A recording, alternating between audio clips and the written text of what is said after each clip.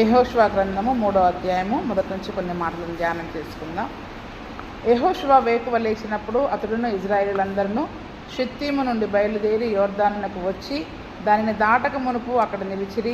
3 దినములైన తర్వాత నాయకులు పాలెంలో తిరుగుచు జనులకు ఇలాగున ఆజ్ఞాపించిరి, మీరు మీ దేవుడైన యెహోవా నిబంధన మందసమును యాజకులైన లేవీయులు మోసుకొని పోవుట చూచున్నప్పుడు మీరున్న స్థలములో నుండి బయలుదేరి దాన్ని వెంబడి వెళ్ళవలెను. మీకును దానికిని దాదాపు 2000 కొల మూరల ఎడముండవలను. మీరు వెళ్ళు త్రోవ మీరింతకు ముందుగా వెళ్ళింది కాదు. మీరు దానిని గుర్తుపట్టవలను కనుక ఆ మందసమునకు సమీపముగా మీరు నడవరాదు. మరియు యెహోషువ, రేపు యెహోవా మీ మధ్య అద్భుత కార్యములను చేయును గనక మిమ్మును మీరు పరిశుద్ధపరుచుకునడని జనులకు ఆజ్ఞ ఇచ్చెను. మీరు నిబంధన మందసమును ఎత్తుకొని ప్రజల ముందర నడువుడని యాజకులకు అతడు సెలవీయగా వారు నిబంధన మందసమును ఎత్తుకొని ప్రజల ముందర నడిచిరి. 3వ అధ్యాయంలో మనం చూసుకున్నట్లయితే వాళ్ళు వేగుల వారు వెళ్ళి చూసి ఇంకా వచ్చేసారు. 3 రోజుల తర్వాత వాళ్ళు వచ్చేసారు.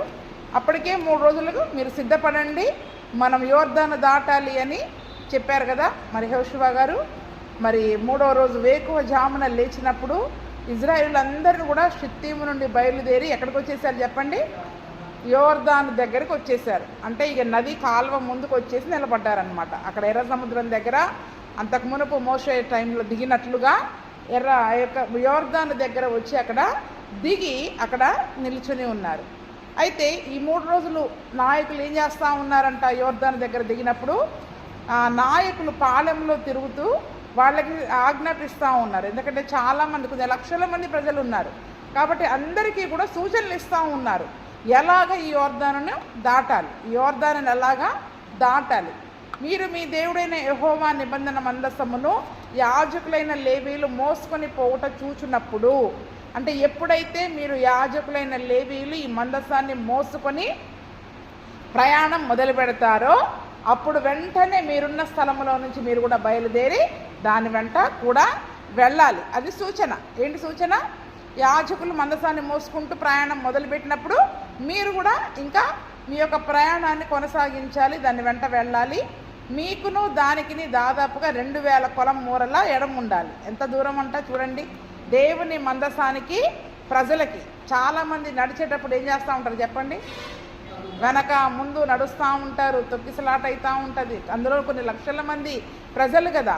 ఇంకా వెళుతూ ఉంటే చాలామంది ఏం చేస్తూ ఉంటారు? కొద్దిమంది ముందుగా కూడా వెళ్ళిపోయే వాళ్ళు ఉంటారు, కొద్దిమంది ముందుగా కూడా వెళ్ళిపోయే వాళ్ళు ఉంటారు. అందుకనే ఆ యొక్క ఒక చక్కటి సూచనలు అక్కడ ఇస్తూ ఉన్నారు. మీరు ఎంత దూరం, 2000 కొల మూరలంతా దూరము మీరు ఆ యొక్క మందసానికి దూరంగా ఉండి దాని వెనక నెమ్మదిగా నడుచుకుంటూ రావాలి. తొందరగా నడవడం కాదు, వాళ్ళు వెళుతున్నారని చెప్పి నెమ్మదిగా ఆ యొక్క దూరాన్ని ఉంచుకొని ఆ దూరం అలాగే ఉంచి ఆ యొక్క దూరంలో వాళ్ళు నడుస్తూ ఉండాలి. ఎందుకంటే మీరు వెళ్ళిన త్రోవ ఇంతకు ముందుగా వెళ్ళింది కాదు, మీరు దానిని గుర్తుపట్టవలని కనుక మందసానికి సమీపముగా మీరు నడువ రాదు. ఎందుకంటే ఇప్పటి నుంచి వెళ్ళే దారంతా కూడా వీళ్ళకి ఏం చెప్పండి? క్రొత్త దారి. ఎందుకంటే వీళ్ళు కనానులోనికి అడుగు పెట్టబోతూ ఉన్నారు. యోర్దాను దాటారంటే ఎక్కడికి అడుగు పెడతారు? ఇంకా వాళ్ళు కనాను, దేవుడు వారికి ఇచ్చిన వాగ్దాన దేశాన్ని సంతరించుకుంటారు. ఇదంతా కూడా కొత్తది, వాళ్ళకి కొత్త ప్రాంతం. అరణ్యంలో నుండి 40 సంవత్సరాలు తిరిగిన చోటే తిరిగి బాగా పరిచయం ఉంటుంది, బాగా పరిచయం ఉంది వాళ్ళకి. కానీ ఇప్పుడు వెళ్ళే త్రోవ వీళ్ళకి కొత్తది కాబట్టి దాన్ని గుర్తుపట్టాలి. అంటే ఎవరు గుర్తుపట్టాలి? ముందు మందసము, దేవుడే. అందుకే మందసము యేసుక్రీస్తుకు సూచనగా ఉంది, దేవునికి సూచనగా ఉంది. కాబట్టి దేవుడు వారిని నడిపించాలి. దేవుని యొక్క వెనకాల, ఆ యొక్క మందసం యొక్క వెనకాల వారు నడవాలి. దానికి సమీపంగా కూడా రావద్దంటున్నారు. ఎలా చూడండి? దగ్గరగా ఒక కొలత చెప్పారు, 2000 కొల మూరల యొక్క దూరంలో మీరు ఉండాలి. ఆ యొక్క దూరం దాటి కొంచెం దగ్గరగా కూడా వచ్చి నేను ఇంకా కొంచెం దగ్గరగా నడుస్తాను అంటే చాలామంది చేసే తప్పులు కూడా ఇవే కదండి. మందసానికి ఏదైనా ఒక దూరాన్ని, ఇంత దూరం పాటించండి అని చెప్పినప్పుడు ఖచ్చితంగా దూరాన్ని పాటించరు. మందిరంలో కూడా ఇలా క్రమశిక్షణతో కూర్చోండి అంటే ఎంతసేపు కూర్చుంటారు చెప్పండి? మళ్ళీ ఒక 10 నిమిషాలకి మళ్ళీ మామూలే అయిపోద్ది. ప్రతి ఆదివారం చెప్పాలి. 7 సంవత్సరాలుగా చెప్తూ ఉన్నా ఒక క్రమశిక్షణగా కూర్చోవడం అనేది మనకి రాదు. క్రమశిక్షణను పాటించడం, దేవుని సన్నిధికి దూరంగా ఉండాలి, మందసానికి దూరంగా ఉండాలి, సేవకులకి దూరంగా ఉండాలి అనే కొన్ని నియమాలు పెడుతూ ఉన్నప్పుడు దాన్ని మనం నిర్లక్ష్యం చేస్తూ ఉంటాం, పట్టించుకోము. చాలాసార్లు నిర్లక్ష్యం చేసి ఏం చేస్తూ ఉంటాం, నడిచేటప్పుడు కూడా కొన్నిసార్లు మమ్మల్ని దాటేసి ముందుకు వెళ్ళిపోతూనే ఉంటారు. అందరూ దాటేసి ముందుకు వెళ్ళిపోయి వాళ్ళే ముందు నడుస్తూ ఉంటారు, మమ్మల్ని దాటుకుని తొక్కుకుంటూ నెట్టుకుంటూ వెళ్ళిపోయే వాళ్ళుగా ఉంటారు. అందుకే చూడండి, ఇక్కడ ఒక నియమం పెట్టారు. ఎందుకు నియమం పెట్టారు? వెళ్ళే త్రోవ మనకు తెలిసినా తెలియకున్నా ఆ యొక్క మందసము దేవునికి సూచనగా ఉంది. దేవుని నడిపింపులో మనం నడవాలి. ఆ యొక్క సేవకులు కానీ దేవుని యొక్క ఆ చిత్తానుసారంగా నడిచే వారి నడిపింపులో మనం నడవాలి. నాకు తెలుసు అని ముందెళ్ళిపోవడం కాదు, నాకు తెలుసు అని ముందెళ్ళిపోవడం కాదు, అలాగా దగ్గరగా వెళ్ళడం కూడా కాదు. నేను దగ్గరగా కూడా వెళ్ళి వెంటనే అడుగులు వేస్తాను అనడానికి కూడా కాదు. అందుకని దానికి ఎంత దూరంలో ఉండాలో మరి అక్కడ ఖచ్చితంగా చెప్తా ఉన్నారు. ఆ తర్వాత యెహోషువ చెప్తూ ఉన్నారు. రేపు అదంతా కూడా నాయకులు ఏం చేశారు చెప్పండి? ఆ యొక్క ప్రజలకి 3 రోజులు కూడా పాలెంలో తిరుగుతూ ఎందుకంటే ఏ ఒక్కరు మర్చిపోయినా కూడా మళ్ళీ పొరపాటున దగ్గరికి వెళ్తారేమో, అందుకే 3 రోజులు పాలెంలో తిరుగుతూ చూసారా, ఊర్లో డప్పు కొట్టుకుంటూ ఒక వార్తను చెప్తా ఉంటారు. ప్రతి వార్తని డప్పు కొట్టుకుంటూ గట్టిగా ఎందుకు చెప్తారు చెప్పండి? అందరూ వినాలి ఆ యొక్క వార్తను. ఇప్పుడేమో మైకులు పెట్టుకొని చెప్తున్నారు, వరదలు వచ్చినా ఏమన్నా వచ్చినా కూడా మైకులు పెట్టుకొని చెప్తున్నారు. ఆ రోజుల్లోనేమో డప్పు కొట్టుకుంటూ ఊరంతా తిరిగేవాళ్ళు. ఇప్పుడు నాయకులు కూడా చాటింపు అలాగా చేసి ఏ ఒక్కరు కూడా దేవుని శిక్షను పొందుకోవడానికి వీల్లేదు, ఏ ఒక్కరు కూడా దేవుని మాటని దాటి ముందుకు వెళ్ళడానికి వీల్లేదు అని వాళ్ళు ప్రకటించారు. తర్వాత యెహోషువ మాట్లాడుతూ ఉన్నాడు. ఏమని? రేపు యెహోవా మీ మధ్య అద్భుత కార్యములను చేయును గనక మిమ్మును మీరు పరిశుద్ధపరచుకునుడని జనులకు ఆజ్ఞ ఇచ్చాడు. ఎందుకంటే ఇప్పుడు దేవుడు ఒక అద్భుత కార్యాన్ని చేయబోతా ఉన్నాడు.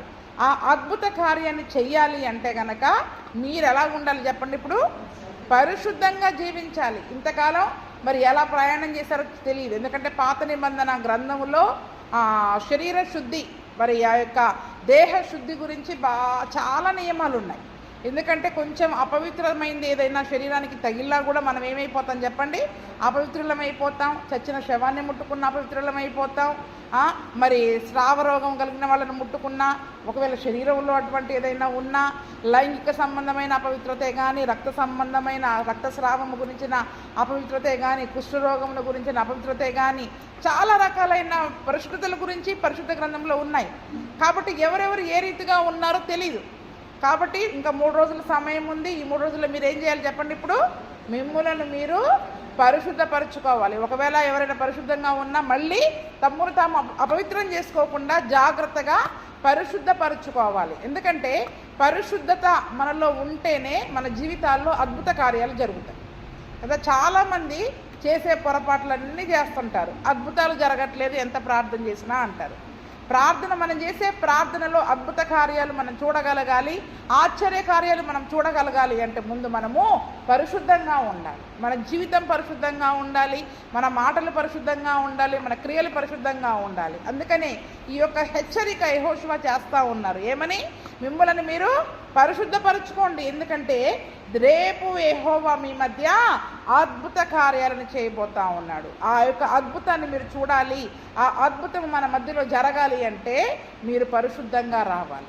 మనం పరిశుద్ధమైన సమాజంగా కూడుకోవాలి. కాబట్టి మీరు పరిశుద్ధంగా ఉండండి, పరిశుద్ధపరచుకోండి అని జనులకు అక్కడ ఆజ్ఞ ఇచ్చాడు. కాబట్టి లేవి కాండంలో ఎన్నో రకాలమైన అపవిత్రతలు ఎవరు కలిగి ఉన్నా మరి ఆ యొక్క అటువంటి అపవిత్రమైన కార్యాలు మరి వారిలో కనపడకుండా దేవుడు చేసే అద్భుతాల కొరకు వాళ్ళు శుద్ధీకరించుకోవడానికి ఆ యొక్క ప్రకటన అక్కడ యెహోషువ చేస్తూ ఉన్నాడు. కాబట్టి ఈరోజు మన జీవితంలో కూడా మనం ఏ సంగతి గురించి ప్రార్థన చేస్తున్నా కూడా ముందు దేవుడు మన జీవితంలో పరిశుద్ధత ఉందా లేదా అని చూస్తాడు. ఏం చూస్తాడండి? పరిశుద్ధత. మన క్రియలలో కానీ మాటల్లో కానీ మరి మన యొక్క హృదయంలో కానీ అటువంటి పరిశుద్ధత అనేది దేవుడు చూడలేదనుకోండి, మరి మా యొక్క అద్భుతాలు మన జీవితంలో జరగవు. అద్భుతాలు ఆశ్చర్యకార్యాలు అసలు ఇది జరగదు అని చాలామంది విడిచిపెట్టేస్తారు. కానీ మనం దేన్నైనా సాధించగలగాలి ప్రార్థన ద్వారా. అంటే పరిశుద్ధత ప్లస్ విశ్వాసం ఏముండాలి మనకి? ఎందుకంటే విశ్వాసం లేకుండా మనం ఎంత ప్రార్థన చేసినా ఉపయోగం లేదు. కాబట్టి పరిశుద్ధత, విశ్వాసము ఆ రెండు కలిస్తే అద్భుత కార్యాలు మన జీవితంలో చాలా జరుగుతాయి. ఏది జరగదు అనుకోవడానికి వీలు లేదు, జరగనివి కూడా జరుగుతాయి. మనం పరిశుద్ధంగా జీవించాలి, ప్లస్ విశ్వాసము కలిగి జీవించాలి. అసలు ఆ యోర్దాన్ ఎలా దాటుతాం? ఇప్పుడు అక్కడ ఉన్న వాళ్ళందరికీ అనుమానం రావచ్చు, యోర్దాన్ ఎలా దాటాలి, ఆ యోర్దాన్ ఎలా దాటుతాం? దేవుడు చేస్తాడు అద్భుత కార్యం. మిమ్మల్ని మీరు పరిశుద్ధం పరచుకుని ఉండండి. ఏం చెప్తున్నాడు అక్కడ? అది అబ్బో అసలు మన వల్ల కాదు అని మనకి ముందే ఏం చేస్తామంటే అవిశ్వాసంతో ఉంటాం. ఆ అవిశ్వాసంతో ప్రయాణం చేస్తే కుదరదు. విశ్వాసంతో ప్రయాణం చేయండి, పరిశుద్ధంగా జీవించండి, మిమ్మల్ని మీరు పరిశుద్ధపరచుకోండి. ఆ రెండు తోడైతేనే పరిశుద్ధత ప్లస్ విశ్వాసము = అద్భుత కార్యాలు, ఆశ్చర్య కార్యాలు మన జీవితంలో జరుగుతాయి. అది ఎలా జరుగుద్ది అనేది దేవుని చిత్తం, ఆయన చేసే అద్భుతం అది. కానీ మనం విశ్వాసం కలిగి అడుగు ముందుకు వేయాలి. దేవుడు ఏం చెప్పాడో అవి మనం చేయాలి. ఏం చేయాలి చెప్పండి? దేవుడు ఏం చేయమన్నాడు? మనల్ని పరిశుద్ధపరచుకోమన్నాడు. పరిశుద్ధంగా ఉండాలి, విశ్వాసం కలిగి ఉన్నాం, నమ్మాలంతే. నువ్వేం చేస్తావో చెయ్యి అని నమ్మి విశ్వాసం కలిగి మరి మనం ఉన్నట్లయితే దేవుడు ఆ కార్యాలను మరి మన మధ్యలో చేసేవాడుగా ఉంటాడు. అందుకనే మీరు నిబంధన మందసమును ఎత్తుకొని ప్రజల ముందర నడువుడనే యాజకులకు అతడు సెలవీయగా వారు నిబంధన మందసమును ఎత్తుకొని ప్రజల ముందర నడిచిరి. అక్కడ నాయకులు ఆజ్ఞించారు, యెహోషువ ప్రజలకు ఆజ్ఞించాడు. ఆ తర్వాత యాజకులకు చెప్తా ఉన్నాడు, ఇంకా మీరు నిబంధన మందసమును ఎత్తుకొని నడవండి అని యెహోషువ ఎప్పుడైతే మరి యాజకులకు కూడా ఆజ్ఞ ఇచ్చాడు. ఆజ్ఞ ఇచ్చినప్పుడు మరి వారు ఆ యొక్క నిబంధన మందసాన్ని పట్టుకొని నడవడం మొదలుపెట్టారు. చూడండి, ఇదే సంగతిని, ఇదే మాటను మనం నిర్గమాకాండంలో కూడా చూసుకుంటాం. నిర్గమాకాండం 19వ అధ్యాయము 10వ వచనం నుండి చదువుకుందాం. నిర్గమాకాండం 19, 10వ వచనం నుండి.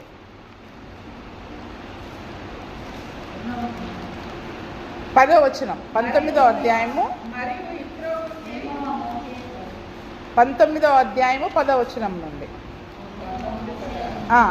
చదవండి. యెహోవా మోషేతో, నీవు నీ ప్రజల యొద్దకు వెళ్ళి నేడును రేపును వారిని పరిశుద్ధపరచుము. వారు తమ బట్టలు ఉతుకుకొని 3వ నాటికి సిద్ధంగా ఉండవలెను. 3వ నాడు యెహోవా ప్రజలందరి కన్నుల ఎదుట సీనాయి పర్వతము మీదికి దిగి వచ్చును. నీవు చుట్టూ ప్రజలకు మేరను ఏర్పరిచి, మీరు ఈ పర్వతము ఎక్కవద్దు, దాని అంచును ముట్టవద్దు, భద్రము సుమి, ఈ పర్వతం ముట్టు ప్రతివానికి మరణశిక్ష విధించబడవలను. ఎవడను చేయితో దాన్ని ముట్టకూడదు, ముట్టినవాడు రాళ్లతో కొట్టబడవలను లేక పొడవబడవలను. మనుషుడు కానీ మృగము కానీ బ్రతకకూడదు. బూరధ్వని చేయనప్పుడు వారు పర్వతం యొద్దకు రావలను అని. ఇప్పుడు మందసాన్ని మోసేటప్పుడు కూడా ఇదే నియమం ఉందా లేదా? అక్కడ దేవుడు మరి కొండ మీదకి దిగి వచ్చి, సీనాయి కొండ మీదకి అగ్ని స్వరూపంతో దిగి వచ్చేటప్పుడు కూడా ఇదే నియమం చెప్పాడు మోషేకి. ఏమని? నేడు రేపు నువ్వు వెళ్ళి ప్రజలను ఏం చెయ్యి, దేవుడు మన మధ్యలోకి దిగి రావాలి, అద్భుతాలు చేయాలంటే దిగి రావాలి కదా. దిగి రావాలి అంటే ఆయన పరిశుద్ధంగా ఉంటేనే దిగి వస్తాడు మన మధ్యలోనికి. పరిశుద్ధంగా లేకపోతే ఆయన మన మధ్యలోనికి దిగి రాలేడు. అందుకనే నేడు రేపు నువ్వు వెళ్ళి వాళ్ళందరినీ పరిశుద్ధపరచు, బట్టలు ఉతుక్కోవాలి. ఏం చెప్పండి అక్కడ? వాళ్ళు బట్టలు, అపవిత్రమైన బట్టలతో, మాసిన బట్టలతో ఎవ్వరు కనపడడానికి వీల్లేదు. అందుకని చెప్తున్న పాత నిబంధన గ్రంథంలో దేహశుద్ధికి, వస్త్రశుద్ధికి, ఈ యొక్క బాహ్య సంబంధమైన శుద్ధి బాగా ఇంపార్టెన్స్ ఇచ్చేవాళ్ళు, ప్రాధాన్యత ఇచ్చేవాళ్ళు. అందుకనే యేసు ప్రభుల వారు అంటారు కదా పరిశీలిత శాస్త్రులతో, మీరు గిన్నె వెలుపల బాగా శుభ్రం చేస్తారు, కానీ లోపల రోజుకి 3 సార్లు ఏదైనా అపవిత్రమైంది అంటుకుంటే చాలు వెళ్ళి మళ్ళీ స్నానం చేసి బట్టలు విడిచేసి మళ్ళీ కొత్త బట్టలు వేసుకుంటారు. అపవిత్రమైంది అంటుకున్నా, పొరపాటున తగిలినా ఎన్నిసార్లు అంటే అన్నిసార్లు వాళ్ళు స్నానాలు చేసేవాళ్ళు. ఎన్నిసార్లు అంటే అన్ని సార్లు స్నానం చేసి పవిత్రంగా ఉండేవాళ్ళు. ఇప్పుడు దేవుని మందిరానికి వెళ్తున్నారు, అంటే బలి అర్పించడానికి వెళ్తున్నారు, స్నానం చేసి మధ్యలో ఏదో అపవిత్రమైనవి పడ్డాయి, ఏం చేస్తారు చెప్పండి? ఇప్పుడు మన దగ్గర బండి వెళ్తూ వెళ్తూ వెళ్తూ మురికి నీళ్ళు మన మీద పడ్డట్టుగా వాళ్ళ మీద పడ్డాయి. ఇప్పుడు ఏం చేయాలి చెప్పండి? మళ్ళీ వాళ్ళు మళ్ళీ స్నానం చేసి మళ్ళీ బట్టలు ఇప్పాల్సిందే. అంటే ఆ బాహ్య సంబంధమైన పరిశుద్ధతకి వాళ్ళు చాలా ప్రాధాన్యతనిచ్చేవాళ్ళు.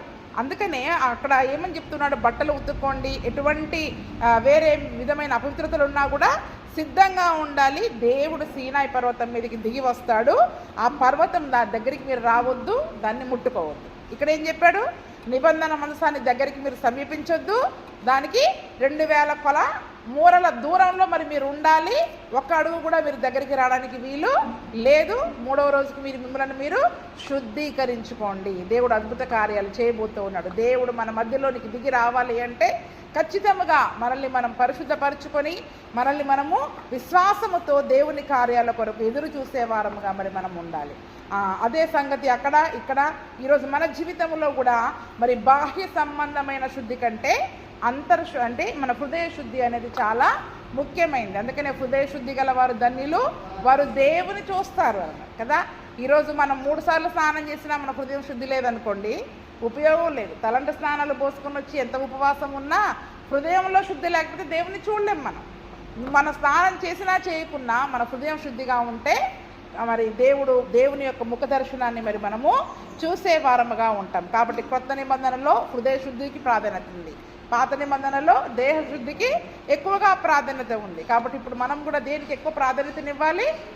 ప్రార్థనలు అంటే గదులు గడుగుతారు, దుప్పట్లు ఊతుకుతారు, కట్టెలన్నీ తీస్తారు, కానీ హృదయాన్ని కడుగుకుంటారా ఎవరైనా? చెప్పండి. హృదయాన్ని కూడా శుద్ధీకరించుకోవాలి.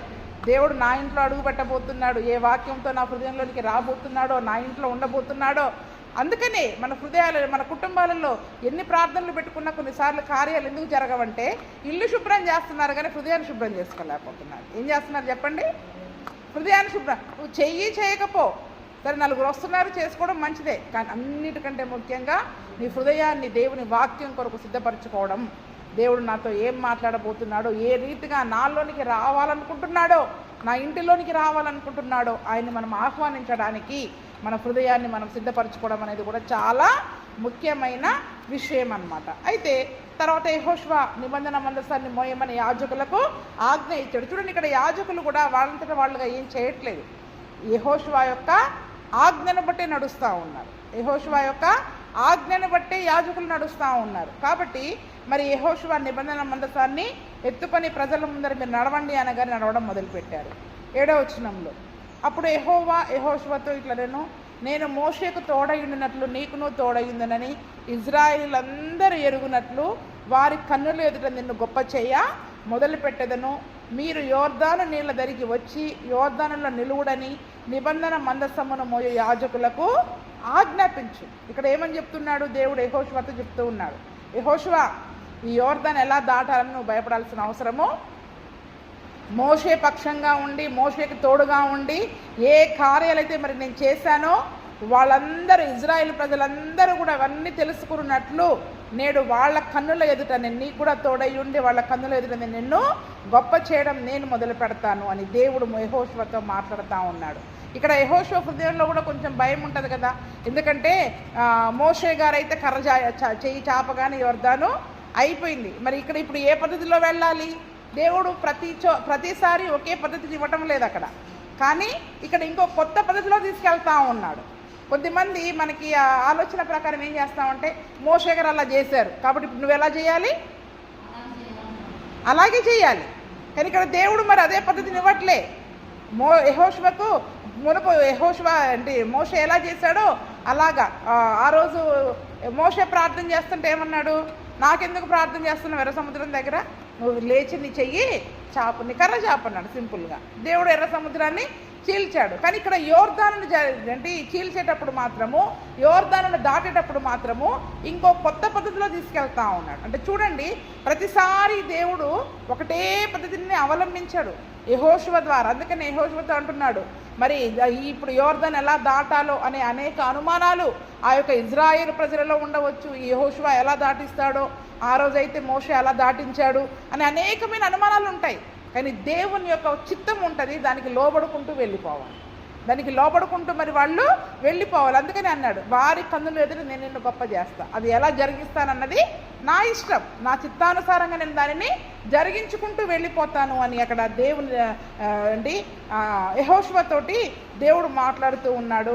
అంతేకాకుండా యోర్దాను నీళ్ళ దగ్గరికి వచ్చి యోర్దానులో నిలువుడని నిబంధన మందసమును యాజకులకు నువ్వు చెప్పు. ఏమంటున్నాడు ఇక్కడ? యాజకులకు ఏం చెప్పమని చెప్తూ ఉన్నాడు? ఆ మందసాన్ని మోసుకొని వచ్చి ఆ యొక్క యోర్దాను నది దగ్గరకు వచ్చి నీళ్ళలో వెళ్ళి నిలబడాడు. నీళ్ళలో వెళ్ళి నిలబడమని నువ్వు చెప్పు. ప్రతిదీ కూడా యెహోషువ ఆజ్ఞాపించినట్లే యాజకులు నడుస్తూ ఉన్నారు. యాజకులతో డైరెక్ట్గా దేవుడు అక్కడ మాట్లాడలేదు. పాత నిబంధనలో చాలాసార్లు యెహోషువ ద్వారానే మాట్లాడుతూ ఉన్నాడు ఈ అధ్యాయంలో.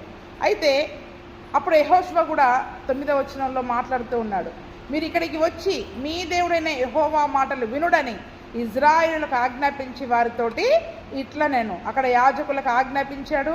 ఇక్కడ ఇజ్రాయేలు ప్రజలందరితో మాట్లాడుతూ ఉన్నాడు. ఏమని? దేవుడు చెప్తున్న మాటలు మీరు వినండి. సర్వలోకనాథుని నిబంధన మందసము మీకు ముందుగా యోర్దానును దాటబోచున్నది కనుక జీవము గల దేవుడు మీ మధ్య ఉన్నాడనియో ఆయన నిశ్చయముగా నీ ఎదుట నుండి కనానీయులను, హిత్తీయులను, హివ్వీయులను, పెరిజ్జీలను, గెర్గేషీయులను, అమోరీయులను, యెబూసీయులను వెళ్ళగొట్టుననియు దీని వలన మీరు తెలుసుకుందరు. ఇజ్రాయేలులకు ఏమని చెప్తా ఉన్నారు చూడండి, అక్కడ సర్వలోక నాథుని నిబంధన. చూడండి, సర్వలోకానికి ఆయన నాథుడు అంటే రాజు, నాథ అంటే రాజు అని అర్థం కదండి. సర్వలోక నాథుడు అంటే సర్వలోకానికి రాజు అయిన ఆ యొక్క నాథుని నిబంధన మందసము మీకు ముందుగా యోర్దాన్ని దాటబోతా ఉంది. ఈ యోర్దాను దాటేది ఎవరు ముందు? ఈ యొక్క నిబంధన మందసం, సర్వలోక నాథుని నిబంధన మందసం. ఇప్పుడు ఈ యొక్క కార్యం ద్వారా జీవము గల దేవుడు మీ మధ్యలో ఉన్నాడని మీరు తెలుసుకుంటారు కదండి. నిజంగా జరిగే అద్భుతాలను బట్టి దేవుడు మన మధ్యలో ఉన్నాడా లేదా మనకు అర్థమైపోతుంది. జరిగే కార్యాలను బట్టే దేవుడు మన మధ్యలో ఉన్నాడా లేదా అనేది మనము తెలుసుకోగలుగుతాం. ఇప్పుడు ఈ యొక్క నిబంధన మందసము ఆ యొక్క యోర్దానును దాటడం ద్వారా దేవుడు మన మధ్యలో ఉన్నాడు, మనతో ఉన్నాడు, మన మధ్యలో ఈ కార్యాలు జరిగిస్తూ ఉన్నాడు. అంతేకాదు, ఇప్పుడు ఆ యొక్క ప్రాంతాలకు వెళ్ళాక అక్కడ ఒక 7 జాతుల వాళ్ళు ఉన్నారు. కనానీయులు, హిత్తీలు, హివ్వీలు, పెరుజ్జీలు, గెర్గేషీలు, అమోరీలు, ఏబీసీలు, ఒక 7 రకాల జాతుల గురించి అక్కడ చెప్పారు. అంటే ఈ 7 రకాల జాతులు చాలా ప్రాముఖ్యమైనవి. ఇంకా చిన్న చిన్న జాతుల వాళ్ళు చాలామంది ఉన్నారు అక్కడ, కానీ ముఖ్యమైనవి 7 రకాల జాతులు. వీళ్ళందరినీ ఎవరు వెళ్ళగొడతారు? ఆ దేవుడే వెళ్ళగొడతాడు, ఆ సర్వలోకనాథుడే వెళ్ళగొడతాడు. దానిని బట్టి ఆ యొక్క వారిని వెళ్ళగొట్టడం ద్వారా నిజంగా అసలు మనమేనా వీళ్ళని వెళ్ళగొట్టింది, మనమేనా ఈ కార్యాలు చేసింది అని కొన్నిసార్లు మనకు అనిపిస్తుంది. మన జీవితంలో జరిగే కొన్ని కార్యాలను బట్టి అసలు మనం చేసిన ప్రార్థన ద్వారా ఇన్ని గొప్ప కార్యాలు జరుగుతాయని మనం అనుకున్నామా అని అనుకుంటాం కదా. కానీ చేసేది ఎవరు చెప్పండి? ఆయనే. మనకి ముందుగా ఆ నిబంధన మనసాన్ని మన జీవితంలో కూడా మరి మనం ఉంచుకున్నట్లయితే ఆయన అద్భుత కార్యాలు చేస్తాడు. మనకి ముందుగా ఉన్న శత్రువులని వెళ్ళగొడతాడు. అందుకనే మన భుజబలము చేత, దేవుని భుజబలము చేత ఆయన అన్ని జనులను వెళ్ళగొట్టి ఆ ప్రాంతాలను మనకి ఇచ్చాడని మనం కీర్తనల గ్రంథంలో చదువుకున్నాం ఇంతకు మునిపే కదా. మన శక్తి కాదు, మన బాహుబలము కాదు, దేవుని యొక్క బాహుబలము, ఆయన యొక్క దక్షిణ హస్తము, ఆయన యొక్క ముఖకాంతియే మనకు విజయాన్ని ఇస్తుంది. ఇది ఆ రోజు ఇజ్రాయేలులకు ఏం విజయం ఇచ్చింది? దేవుని యొక్క దక్షిణ హస్తము, ఆయన బాహుబలము, ఆయన ముఖకాంతి, ఆయన వారి మధ్యలో వారితో కూడా ఉన్నాడు అనడానికి సాదృశ్యం ఏంటంటే వాళ్ళందరినీ వాళ్ళు వెళ్ళగొట్టగలిగారు. అక్కడికి వెళ్ళాక వాళ్ళందరినీ వెళ్ళగొట్టడము, ఆ యోర్దాను దాటడం, ఈ 2 కార్యాల ద్వారా జీవము గల దేవుడు మా మధ్యలో ఉండి ఈ కార్యాలు జరిగిస్తున్నాడని మీరు తెలుసుకుంటారు. అంటే దేవుడు మనతో ఉన్నాడు అనే ఆ ఉనికిని ఎలా తెలుసుకోగలుగుతాం మనం? అసలు మనం చేయలేని కార్యాలు మనం చేసినప్పుడు. మన జీవితంలో యోర్దాను దాటడం వాళ్ళ వల్ల కానిపోయినది, కానీ దాటారు. దాన్ని బట్టి ఏం తెలుసుకున్నారు? జీవము గల దేవుడు మాతో ఉన్నాడు అని వాళ్ళు తెలుసుకోగలిగారు. ఆ యొక్క శత్రువులను వెళ్ళగొట్టడం వీరి పని కాదు, అంటే వాళ్ళ కానిపోయినది, వీళ్ళ శక్తితో కూడింది కాదు అసలు అది. కానీ వారిని యుద్ధం చేసి ఎలా వెళ్ళగొట్టారు? యుద్ధం వీళ్ళే చేశారు, కానీ వీరి పక్షంగా చేసింది ఎవరు? కానీ కత్తి పట్టుకొని యుద్ధం చేశారా లేదా? వీళ్ళు కత్తి పట్టుకొని యుద్ధం అయితే చేశారు, యుద్ధం చేశారు. కానీ ఏమనుకుంటారు? అసలు నేను యుద్ధం చేస్తే అంత పెద్ద పెద్ద బలవంతులు మా ముందు పారిపోవడం ఏంటి అని వాళ్ళు అనుకున్నప్పుడు దేవుని యొక్క ఉనికిని మనం గ్రహించగలగాల. మనం ప్రార్థన చేస్తే, నేను ప్రార్థన చేస్తే అపవాది పారిపోవడం ఏంటి, నేను ప్రార్థన చేస్తే ఈ రోగం స్వస్థత పొందడం ఏంటి అంటే దేవుని ఉనికిని అక్కడ మనం గ్రహించగలగాల. మనం ప్రార్థన చేయడం ద్వారా జరిగే గొప్ప గొప్ప కార్యాలు, అద్భుత కార్యాలు మన జీవితంలో ఏదైనా జరిగినప్పుడు దేవుడు మనతో ఉన్నాడు అన్నదాన్ని మనం గ్రహించగలుగుతాం. ఏమీ జరగలేదనుకోండి, దేవుడు మనతో లేడని మనం అర్థం చేసుకుంటాం. దేవుడు మనతో లేడు అనే దాన్ని బట్టి మరి మనం అర్థం చేసుకుంటాం. అందుకని ఆ దినమున యెహోషువ చెప్తూ ఉన్నాడు, ఈరోజు దేవుడు మీతో ఎలా ఉన్నాడు, ఎక్కడ కనిపించట్లేదు కదా దేవుడు కనిపించట్లేదు కదా అని అనుకోవచ్చు వాళ్ళు. కానీ ఈ జరిగే క్రియలను బట్టి, కార్యాలను బట్టి, అద్భుతాలను బట్టి దేవుడు మన మధ్యలో ఉన్నాడని దీని వలన మీరు తెలుసుకుంటారు అని యెహోషువ ఇజ్రాయేలు ప్రజలందరితో కూడా చెప్తూ ఉన్నాడు. కాబట్టి ప్రతి గోత్రానికి ఒక్కొక్క మనిషిని ఇజ్రాయేలుల గోత్రంలో నుండి 12 మనుషులను మరి మీరు ఏర్పరచుకోనండి. అంటే గోత్ర పెద్దలు ఉన్నారు కదా, కాబట్టి ఆ ప్రతి గోత్రానికి ఒక్కొక్క 12 మంది ఆ యొక్క మనుషులను, గోత్రంలో నుంచి 12 మనుషులను మీరు ఏర్పరచుకోనండి అని అక్కడ యెహోషువ వారికి చెప్తా ఉన్నాడు. ఎందుకంటే సర్వలోక నాదుడగు యెహోవా నిబంధన మందసమును మోయు యాజకుల అరికాళ్ళు యోర్దాను నీళ్లను ముట్టగానే యోర్దాను నీళ్లు ఎగువ నుండి పారు నీళ్లు ఆపబడి ఏకరాశిగా నిలబడిపోతాయి. అక్కడ యెహోషువ ముందే సరి చేస్తూ ఉన్నాడు, వాళ్ళకి హెచ్చరికలు చేస్తూ ఉన్నాడు.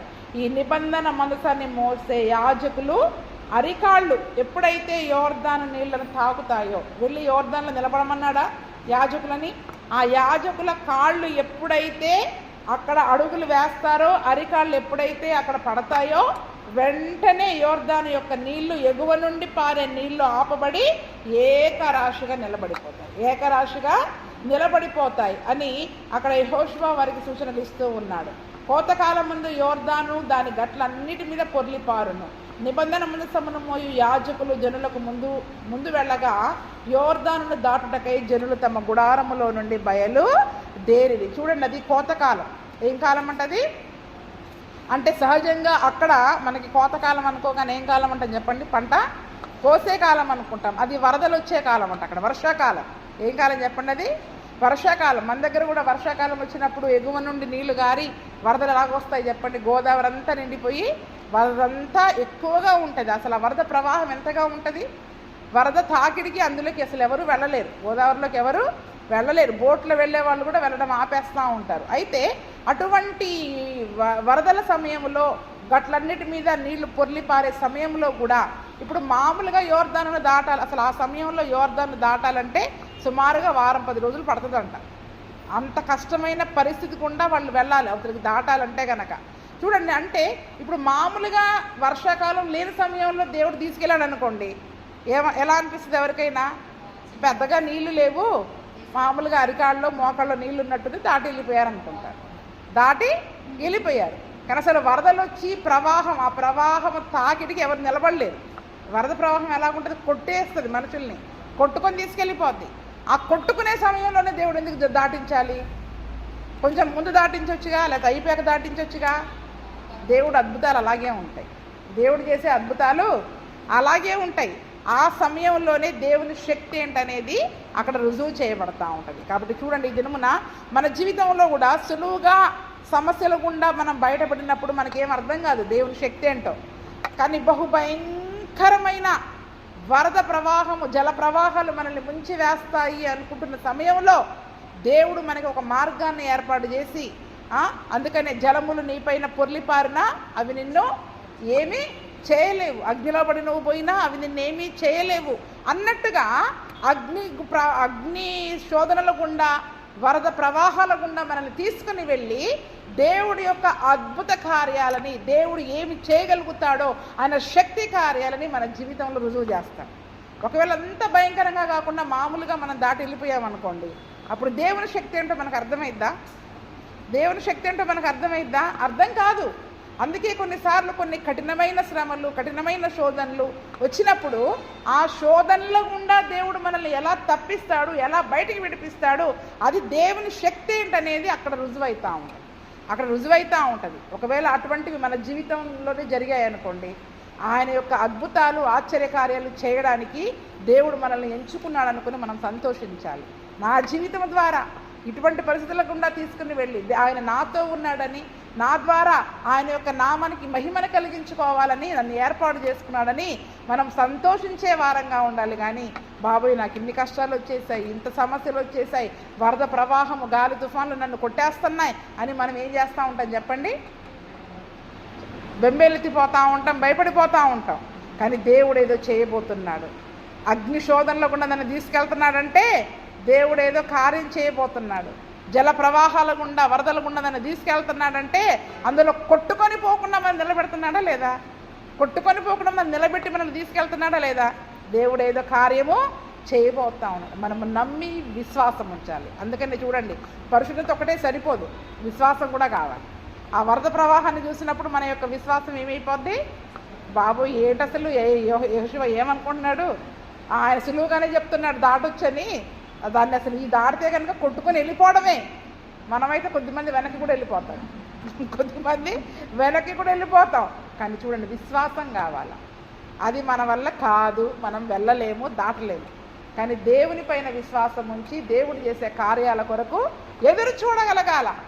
దానికి మనమే అడుగు ముందుకేయాలి. విశ్వాసం మన ద్వారానే సర్వలోకానికి ప్రచారం కావాలా. ఇంత విశ్వాసము ఎలాగొచ్చింది మీకు అంటే, మన దేవుడు ఈ కార్యం చేయగలుగుతాడని నేను నమ్మాను అని మన విశ్వాసము సర్వలోకమున ప్రచారము చేయబడినట్లు అటువంటి విశ్వాసంతో మరి మనం ముందుకెళ్ళే కృపను ప్రభువైన యేసుక్రీస్తు మనకందరికీ దయచేయునుగాక.